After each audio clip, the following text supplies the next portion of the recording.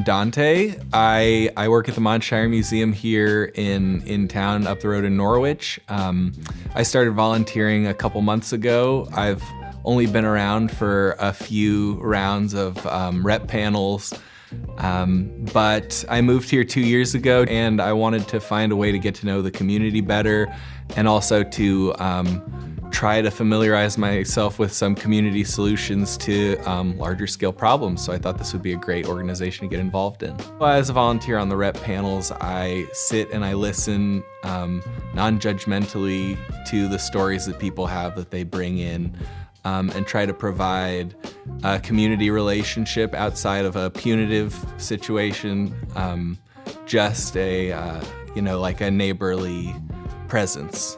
I think that's what I see my goals being. I think it's important as a community member to take part in restorative justice processes because if we do want to provide people better alternatives for forgiveness, for restitution, we have to do that as a community, and we have to know these people like we know our neighbors. They are our neighbors, and I could easily find myself in these same situations. So I think it's really important for community members to break down the barriers between people who are being punished for things and people who have yet to find themselves being punished for some such thing.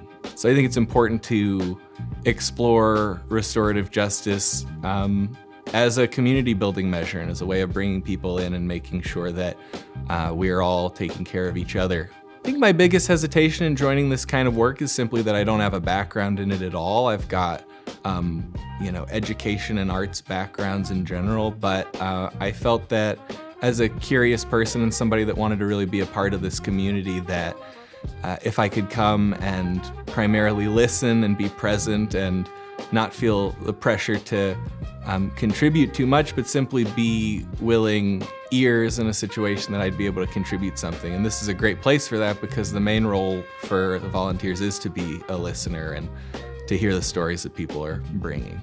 This work has changed me quite a bit, just thinking about it, even participating the small amount that I have, but allowing the kind of thinking this supports to bleed into other aspects of my life. It's really taught me a lot about how to create the communities that we want to have and to not seek outside answers for them, but actually to get together in the same room and design those solutions ourselves. If you're feeling hesitant to join this kind of community building, I would say think about the change that you want to see in the world. Think about the things that bring you anxieties and the things that you want to interact with but don't feel you have the skills to interact with. I think working in restorative justice is a great way to actually apply yourself to these problems and to feel like you're making an impact and creating some changes. I think that if you think restorative justice doesn't work, a good way to figure out for certain would be to join in some of these conversations and hear from people in their own words what their own experiences were.